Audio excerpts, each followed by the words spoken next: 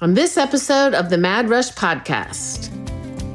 There's a part of my book where I talk about your long-term North Star goals and writing a personal vision statement. And it could be your personal branding statement. So it's really starting with what your core values are. And then saying like, I am Tinsley English. In the next 3 to 5 years, I want to use my core values of compassion, empowerment, and integrity to help build women to be confident leaders and impact the larger community. So like I have them write these statements out. And when I say, think about your personal vision statement, it needs to give you tingles. Welcome to the Mad Rush podcast. I'm Trisha Addix, the original sorority rush consultant. While the stories I have to share are nothing short of astonishing, this podcast goes beyond the wild client tales and sorority life. I'll be engaging with fascinating guests from both within and outside the Greek world, uncovering the surprising connections that bind us all together. Join me for a journey that's as entertaining as it is enlightening. Welcome to Mad Rush.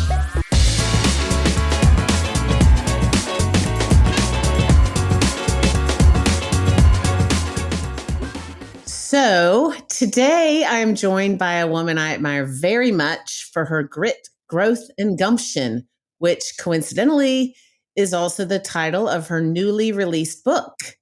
Tinsley English is the creator of the G-Force code system. She has helped countless women achieve their goals and learn to lead themselves and others with confidence, which if you've listened to any of this, you know I preach confidence and preparation. So we are in for a treat. Thank you so much for being here. Trisha, I am so excited to be here with you. Awesome. So first and most important thing you will learn today is that Tinsley is a girl mom, a wife, and a die-hard Georgia Bulldog fan. Yes, ma'am. Go Dogs. Yeah, exactly. So you've written a book that I've read, and I recently connected, the whole thing with this podcast is connections. And I recently connected with Tinsley. She gave me a Cersei, which I used this past weekend. And if you didn't see this on Instagram, a Cersei is a happy or a sussy. I've gotten a lot of messages. It's a little gift. And she brought me her book to read, and she brought me a little gift. And when I was reading it, I see so many correlations between your advice and philosophy and mine with my college-bound clients. We both just want women to realize that they can be in the driver's seat and help them understand that they have control over their destiny through hard work and preparation, which gives you, again, confidence. Oh, yeah. So talk to me about your book and what your philosophy is and how that go for it. Well, I'm excited to share the message of grit, growth, and gumption with your audience, Trisha.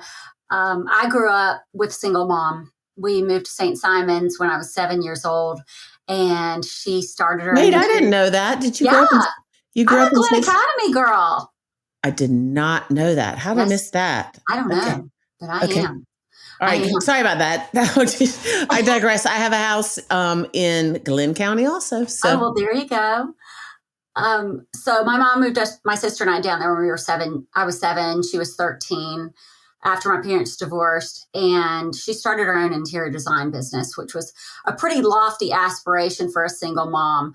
And we saw her over 17 years build a transformational business with her partner, Gail.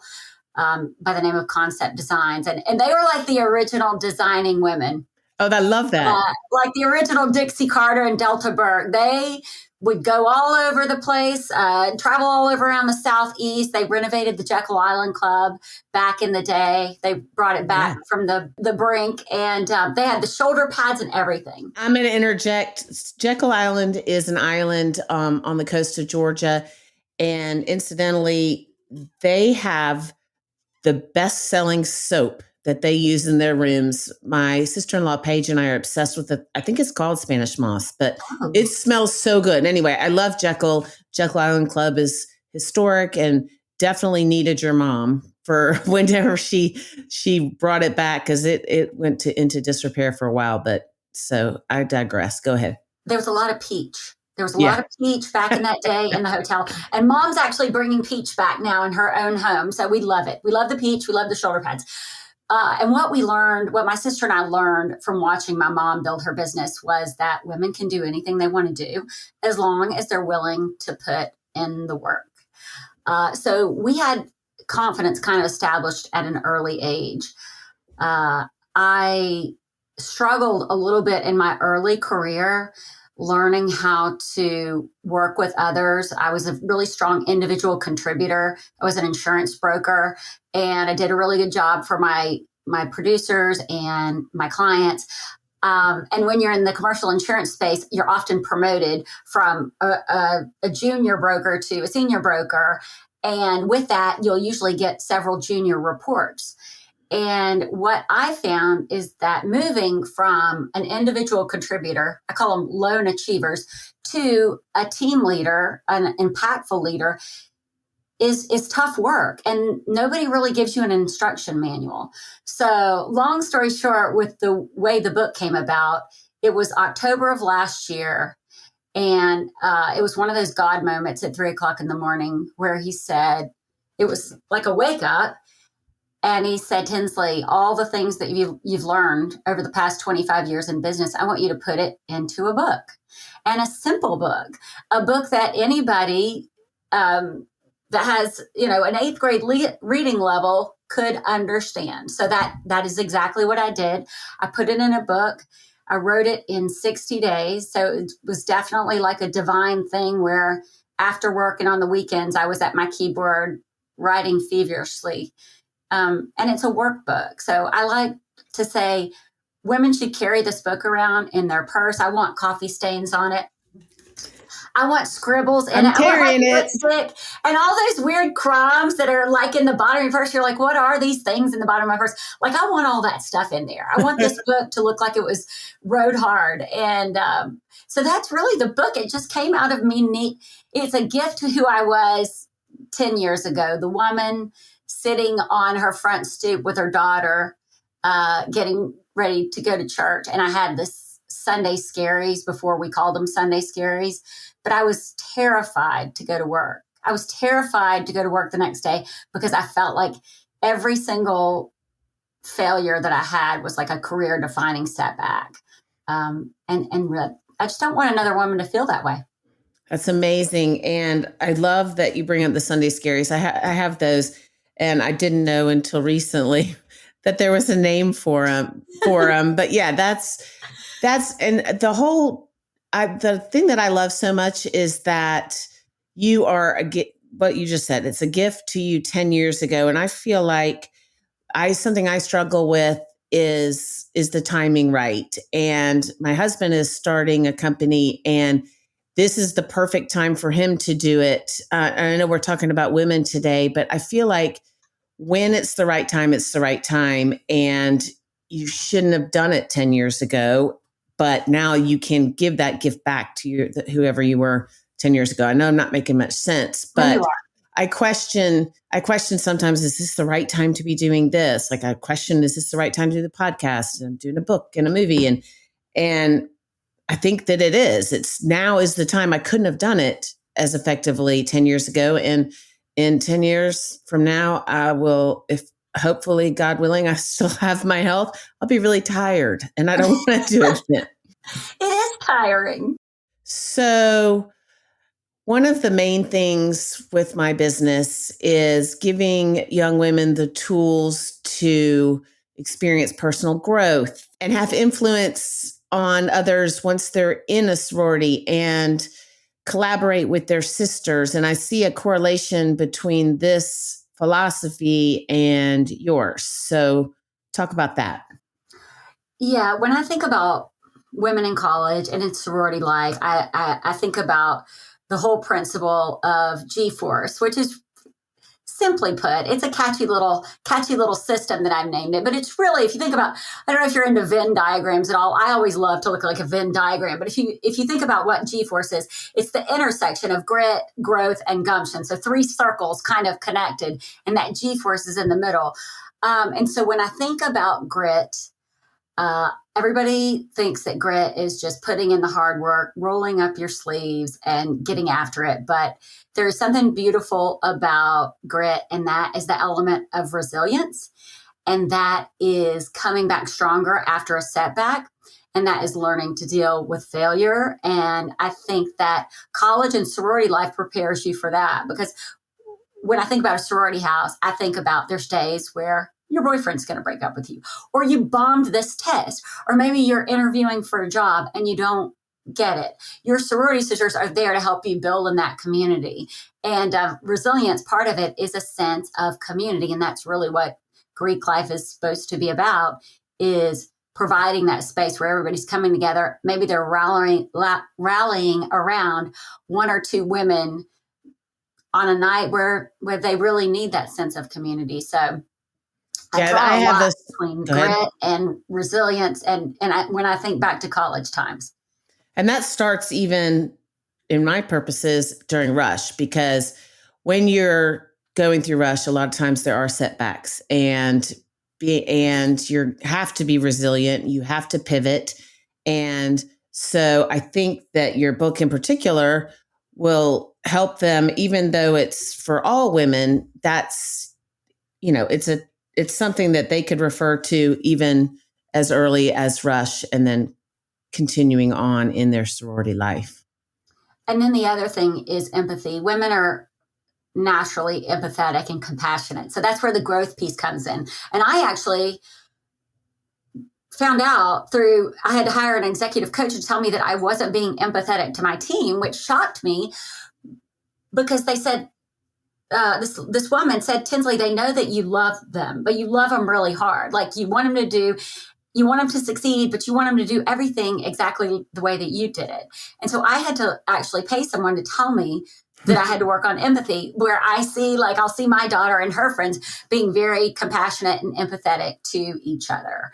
And the other element of growth, which is learning and understanding that learning in life, it's continuous learning. If you stop learning, you stop growing. So I think that there's a lot that can be said about the growth that somebody will experience at the beginning of their college career, if they're in Greek life or not, through their senior year of college, just the emotional maturity, everything that they've gone through together. And then the final piece of the G-force formula is gumption. And that is learning to take strategic risks on yourself and learning how to stand up in courage, whether it's for yourself or for a sister, embracing the power of vulnerability. And I've learned that as a more mature leader, that my team does not need me to be perfect. They do not need me to put on a brave face all the time. They need me to be real and relatable. And the more I show up with vulnerability and really show them, you know how when you go into the bathing suit store and like you try on the suit? No, I don't, because I don't do that. but that's a good example for those. You go and you fix your hair and like it looks perfect from the front, and then like you go somewhere and you look at the back and it looks like a bird's nest. Same thing with the bathing suit store. Like you're like, what is going on back there? That's what I think about. Like if you're trying to be a perfect leader, they don't want to see that. They want to see this backside, like that you've had some crazy or you still got some crazy, and then you can relate to them, because you can't relate to somebody that's kind of untouchable and out there on a pedestal, for lack of a better word. That's interesting that you bring up the back of the hair example, because the night I met you, when we were doing a party to celebrate the launch of this podcast, someone videoed my little speech, and they were on this. It was my friend Missy, and who I talk about on this podcast a lot. And she was to the side of me. And so when I walked to the microphone, like I thought I looked cute. Yeah. I didn't. Well, one, I was barefoot, which was weird, but because my shoes were hurting me, but the back of my hair looked like shit. The back of my hair looked like shit. And I was like, Luckily, no one, I mean, I don't think anybody cared regardless, but I was like, okay, so maybe I should get a mirror that shows the back of my hair because clearly it was business and cute up front, a Party mess in in the the back. back, Well, a great. mess You know in the back. what? Nobody but your mama and your grandmother would care. Like people were there to celebrate your amazing accomplishments of this book. I mean, of your podcast and everything that's you've got going on. They're not there to celebrate the back of your hair. I'm sure That's your hair true. looks fine today. So, talk to me about the importance of developing a personal brand. And I talk about this when I give speeches in sorority houses. You know, I stress to people that part of that is how you present yourself, or a big part of that is how you present yourself. But you need to be thinking of the future you. Mm. And this is my opinion, and I don't know how it aligns with yours, but if you are wearing something that is perhaps too revealing or is not, if you're not putting some thought into it and how your look is going to be portrayed, then you are not doing yourself any services, or you're doing yourself a disservice for the future as well as right then. So personal brand is something that you really need to put some thought into and think about, and talk about your thoughts on developing a personal brand. I did. I listen. I just like stalked a lot of your podcasts already. And I love the episode where you're talking about modest is hottest. You're not the first person that's ever said that, but I did love it because I have a teenage daughter, and I grew up on St. Simon's. We wore some pretty short jeans shorts on the King of Prince Beach. Jorts, yeah, we had our jorts on. But there was not social media, and there weren't 8,000 cameras around all the time. So maybe, somebody back in Glenn County probably has a picture of me in jean shorts, but it's not all over the internet. I love how you talk about developing a personal brand early on, and that you need to be going through your pictures and archiving what is not appropriate. And the one thing that struck me that you said, and I absolutely love it, is are these pictures something your grandmother would be proud of? Yep. Because I say this in my book, Tricia, there's a part of my book where I talk about your long-term North Star goals and writing a personal vision statement. And it could be your personal branding statement. So it's really starting with what your core values are, and then saying like, I am Tinsley English. In the next 3 to 5 years, I want to use my core values of compassion, empowerment, and integrity to help build women to be confident leaders and impact the larger community. So like I have them write these statements out. And when I say, think about your personal vision statement, it needs to give you tingles. And I said, it not only needs to give you tingles, like if you were at a family barbecue and you're telling your grandmother what your personal vision statement is it going to give her tingles? So when I think about what you said about the grandmother, like, I don't know, we always have to go back to our grandmother, but that is kind of who you want in your mind. You want somebody of that generation that is all about integrity and showing up as your best self. That was a round the way answer to that question. I do think that not only can you start developing a personal brand in college on Instagram or on your college campus, but on LinkedIn. So I'm really big on seeing people that I interview on LinkedIn and seeing what they're into. And if they're in a sorority, like what are they doing for their sorority? Or if they're in a club, like what are they doing in their club? Are they starting to develop themselves as a thought leader in a certain way? So yeah, I think personal branding is huge, but I think it has to be based on your authentic self and blending all your experiences into who you want to be when you step out on from campus to career. So here's a question that's totally off topic, but if I were to stalk you on LinkedIn, would you know that? Or like Sure. so you can tell who has looked at your, see, I don't know much about LinkedIn. Yeah. I'm just now learning Instagram. I'm behind the times.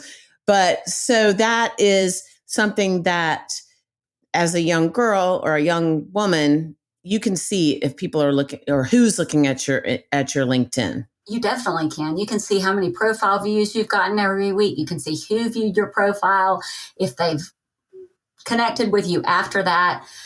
There's lots of analytics that you can use LinkedIn for, but I really use it to connect with people all over the world lately. Just people that I'm interested in, that are thought leaders in the leadership space. I love to connect with women who are blazing trails and doing big things. So I'm going to help you with LinkedIn. Okay, thank you. That's the long-winded way of saying, please help me. I will help you. I love LinkedIn. Okay, well, I don't know much about it, so I will take you up on that. So tell me in a nutshell, because I was relating to it as it relates to college, but tell me, so you do workshops and talks.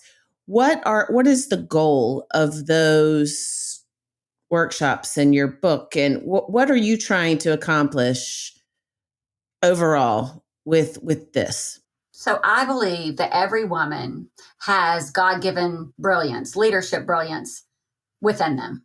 Now, some of us, that have been more mature, bruised and battered through life and kind of clawed our way down the trail, some of that brilliance might be buried pretty deep, like whether it's through trauma or whether it's through, being skipped over, passed over for promotions, maybe just not having the best mentors or leaders. So when I speak with women, I got to figure out where they are today and like how far we've got to dig to get down to that brilliance.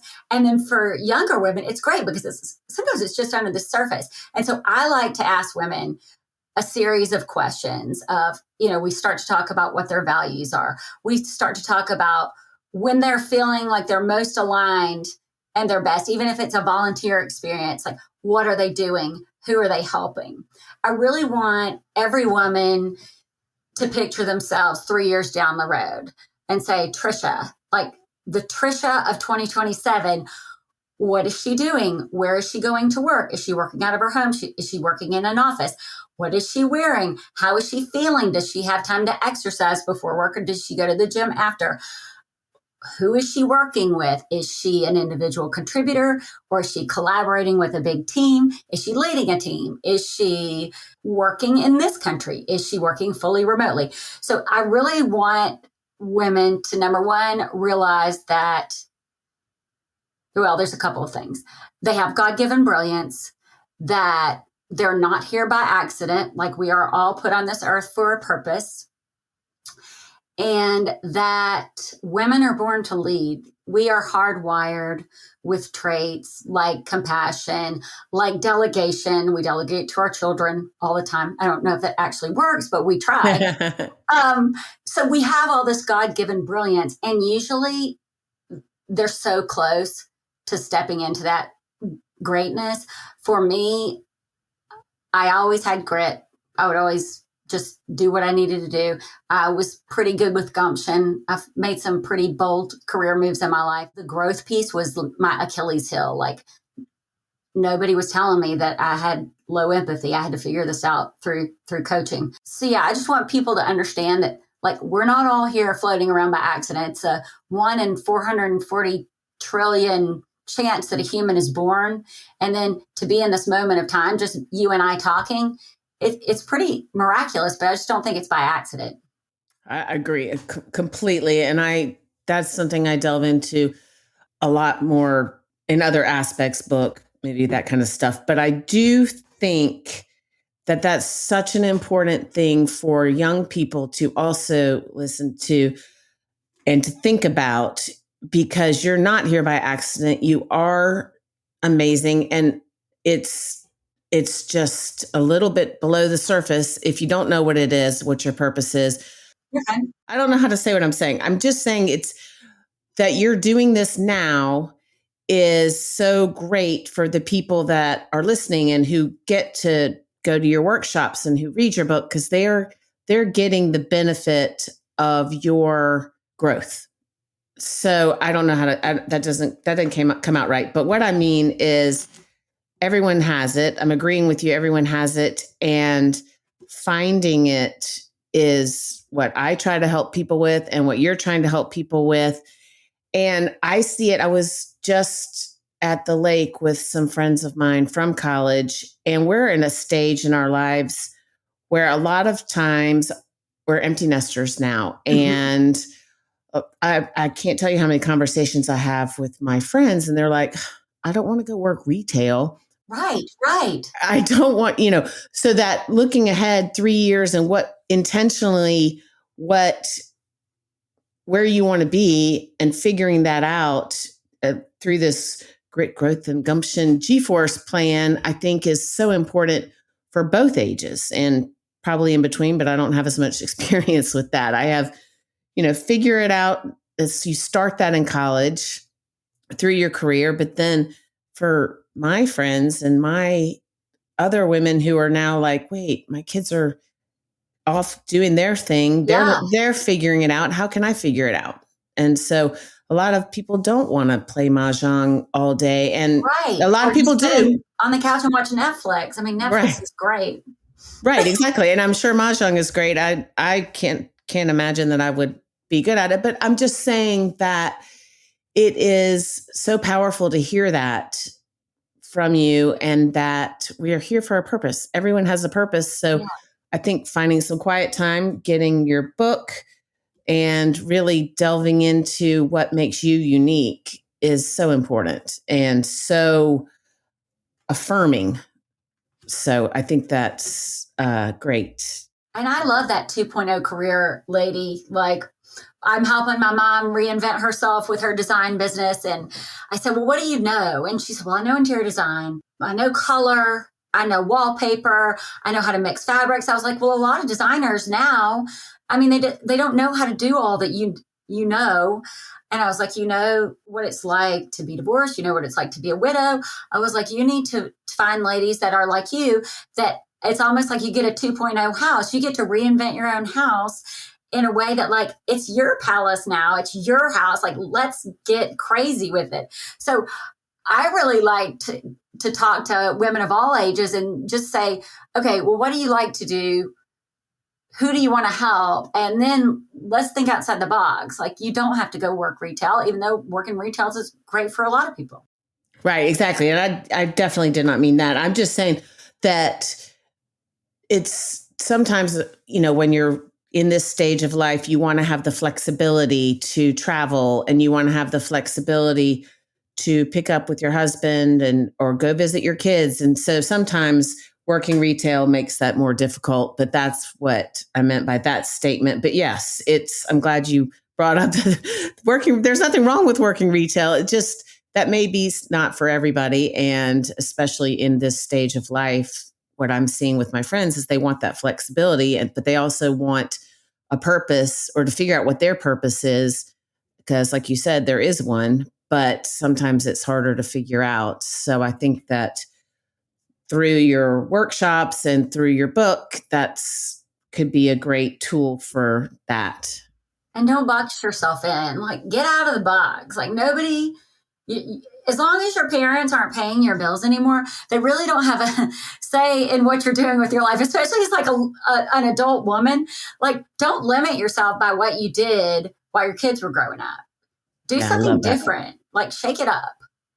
I always say, like, YOLO, you're here now. Like, do something you want to do. Yeah, I say that all the time. This is not a dress rehearsal. You get one shot, and that's why I tell our clients to prepare.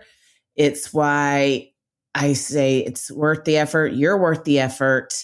And this is your one shot at life. So take it. Go for it. Can I ask you a burning question? Sure. I love the OOTD. I follow it. But what do you tell a girl that she wants to do the OOTD thing? She wants to, like, wear the look and everything, but maybe, like, budgetary wise, like, maybe she has a single mom. She wants to fit in, and she wants to feel like she's part of the Mad Rush experience and the like, the outfits and the cutie stuff. But, like, what do you do if my mom couldn't have afforded an Hermes bracelet or the Yarman and all the things. So what do you tell a girl that's coming on campus? I'm kind of flipping it back on you, but what does she do? Where does she shop? Like, how does she show up as her best self, but also feel like she's part of this thing? That's such a great question. I'm so glad you asked it. And it is something that I feel so strongly about. I know that sororities and people are not looking for the brands. What they're looking for is that you feel good in what you're wearing. So if your tennis shoes are from Walmart and you're comfortable in them and I get that I love a brand. Don't get me wrong. Sure. But I'm also at the stage in my life where I can afford a brand. But it goes along with what I say about the way people look. You don't have to be skinny and blonde to be in a sorority. You do not have to wear the brands. What you do have to do is present what you can afford and what you're confident in an intentional way. And that's what people are attracted to. Yeah, I think that it's very cool to see, and we'll talk in a second about the observation of the day, but it's cool to go on TikTok and see this. And there's this girl, her name is Destiny, and she does a price breakdown of these outfits of the day. And it's insane. I've watched it. And I'm like, that's more than my whole closet. Yeah. And I like that she does it in a very non-judgmental way. Of course, she gets heat for it because it does look like it's to some people that she's saying this is ridiculous, but all she's doing is laying out the price, and it's a little fascinating. Just like the outfits of the day are fascinating, but it goes very much against everything that we at It's All Greek to Me tell our clients. It really doesn't matter. It's fun to look at. It's like anything. It's entertainment, but in order to be successful in Rush and to be part of that whole thing, all you need is the confidence and to present yourself in the best way. You do not need the brands. You do not need, and sure, the brands are fun and great, but it really doesn't matter. If you get the same sort of look from somewhere way less expensive, that doesn't matter as long as you rock it. And so that is a great question. I'm glad you asked it. And it's a really important thing for people to hear. And I would say the same thing for women that are interviewing for their first jobs. I mean, I don't even know if pantsuits are a thing. I still love a good old pantsuit, but you do need to wear some kind of suit or skirt type situation when you're interviewing. That doesn't mean that you have to go buy the most expensive suit that you can find. Show up, make sure you've got an iron or a steamer. Don't roll out of bed and just show up in your sweatpants. I've never had that happen, but I've had a couple of guys. I'm like, really? Is that what you slept in? The ladies that I interview are a little more crisp, but just make sure it's clean, make sure it's pressed, make sure it fits well. To wear something that fits you 2 years ago and now does not fit you. And there's plenty of places to get affordable suits, even Amazon. Like I've ordered a couple of things off Amazon. So I would give that same advice to somebody that's interviewing for their first job. Just show up as your best self in something that you feel confident in. Exactly. And that's, like we said at the beginning, the name of the game is confidence, preparation, and Tinsley's book, Grit, Growth, and Gumption for Women can help you with this. It's like she said, it's a workbook, and I have my copy right here. It does not have crumbs in it yet, but I guarantee you it will. I want some crumbs in there. Yeah. All right. Well, I got it. So speaking of outfits of the day, for Mad Rush, I'm repurposing hashtag OOTD into observation of the day. So what is your observation of the day? It can be anything. Doesn't have to be on topic at all. It's on topic. It's lead in leadership. So that is actually leading into leadership before you have a title. So this is great for your sorority clients, especially those ladies that are going into their senior year of college. So just because you don't have a title of leadership in your sorority, maybe you're not the leader of all things parties. I don't know. I don't know what they even maybe call you're not the social chair. Committee chairman or philanthropy chairman. That doesn't mean that you can't lead. And leadership is not about a title, but the first thing that you have to do before you can lead anybody else is learn how to lead yourself. And that takes work, and it takes quiet reflection, and it takes a little bit of time every day. So I do a little 20-minute mindset podcast. It's a guy named Rob Dial that I absolutely love, every morning for 20 minutes. And he just makes you think about life, and whether you're doing a devotional, but just spend a little time with yourself every day, thinking about how you want to show up, and lead yourself first. And then when you're ready, you can lead one of your sisters in a way, or go on to lead more people as you graduate college. Yeah, I love that. Leadership is not about a title. And I love to hear that. And something that I am working on is taking a little time every day to reflect and I'm working at such a fast pace that sometimes I just feel very frenetic. So I'm going to listen to that guy's podcast. What was his name? His name is Rob Dial. Okay. Dial, and he's the mindset mentor. All right, I'm on it. And then there's this other book that I'm reading, and it's called The One Thing. And it'll help with what you're talking about, because you do have a lot going on. But it is about, like, if you're going to do one thing, do it well. Don't try to be everything to everybody. So, like, your one thing is making sure these girls rush with confidence and giving them the tools. So as long as you're doing that, whether it's your podcast or anything else that you're doing the one thing. Just don't get pulled in too many directions. Yeah, that's great advice. And along those lines, if you stay tuned, I'm going to give you guys some specific tools for Rush this spring. So where can our listeners find you, Tinsley? Absolutely. So you can head to my website, which gives you more information about speaking and my workshops. You can also follow me on LinkedIn. I love when women in college follow me, and I can share insights. And please connect with me. If you stalk me on LinkedIn, please connect with me, because I want to find out what you've got going on and if there's any way I can help. I'm available for chapter meetings if people want to talk about what their next steps are after college. So you can find me on LinkedIn. You can email me at tinsley@gforcecode.com. And I'm like the opposite of you, Trisha. Like, my Instagram is sad. Well, I don't know how not sad mine is, but it is at Tinsley_English. And all of these, her website, LinkedIn, and Instagram will be on its show notes for today. And like I said, stay tuned if you want specifics for Rush. And thank you so very much for being here today. I think you're inspiring, and I am so proud to own this book and to be using it. And hopefully we can all grow from it, because I, for one, certainly need it. Thank you for everything you're doing for women too, Trisha. I just love it. You're like getting them on to campus successfully and safe, and I want to get them off campus to their careers successfully and safe, for lack of a better phrase. Awesome. Well, we can do it. Let's do it. Go Dogs. Go Dogs, for sure.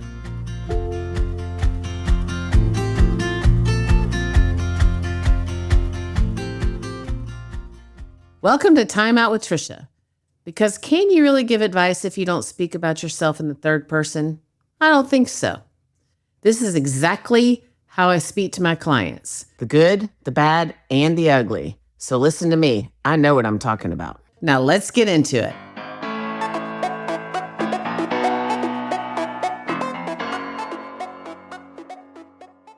Are you considering a school where there are national Panhellenic sororities and non-national Panhellenic sororities, both? If you are, that's a whole different challenge for you. For instance, I'm just going to give an example. Wake Forest has Spring Rush, and they have both of those. So what I have seen, and not necessarily just at Wake, but what I have seen is it's a little bit more difficult to navigate Rush when there are both of those things, because they're governed differently. The sororities that are governed by National Panhellenic Council have specific rules, and then the others don't. So it is becoming apparent to me, and I've seen this at a lot of places, to use my phrase, the inmates are running the asylum. It becomes a little more arbitrary and a little harder to prepare for those. So just be aware of that. So what's happening is at schools like that. So let's say Bama, Ole Miss, Georgia, the traditional schools, big schools that had, for lack of a better word, tough rushes, they're becoming schools that have both of these things also are subject to the social media. So people are wanting to be in a sorority increasingly at these schools, but the rules sometimes change during rush itself, if that makes sense. So what I'm saying is a sorority that is not governed by the National Panhellenic Council can arbitrarily decide, okay, we're not going to take any sophomores or whatever, and they're not held to the same rules. All I'm trying to say is, not trying to scare you, but be aware when you are preparing for rush at these schools that the rules can change. You can't really do anything about that except for you can not trust that what the rules that you're seeing are necessarily going to remain the same. So all I'm trying to say is if someone says, oh, they will take 9 sophomores or upperclassmen going through rush, you don't necessarily need to believe that and, take a breath of relief in that situation. Whereas let's just use Alabama as an example, they do have a quota for upperclassmen for the sororities. So if you are going through rush as a sophomore at Alabama, you can rest assured that you will be competing, for lack of a better word, against other upperclassmen, not the giant numbers of freshmen. That's not always the case at these other schools. So you just need to go in with your eyes wide open, prepare, and know that the only thing you can rely on as far as information, you can rely on us or just rely on yourself and trust that you're going to have to trust that the process, although it's arbitrary, is possibly going to change. So the moral of the story is you just need to prepare in the way that you were going to intentionally and block out all the noise. You can't trust that what you're hearing is going to be true tomorrow, so just don't listen to it. And that's it for Time Out with Trisha. We'll see you on another episode of the Mad Rush Podcast.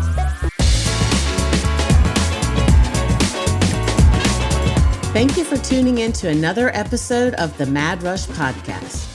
If you are enjoying this podcast, please consider leaving us a 5-star review. For additional Rush tips, updates, and more, please follow me on Instagram at Rush with Confidence. If you would like to reach out to us or for more information, please email info@madrushpod.com. This podcast is produced by Collier Landry and Don't Touch My Radio. Copyright Trisha Adams.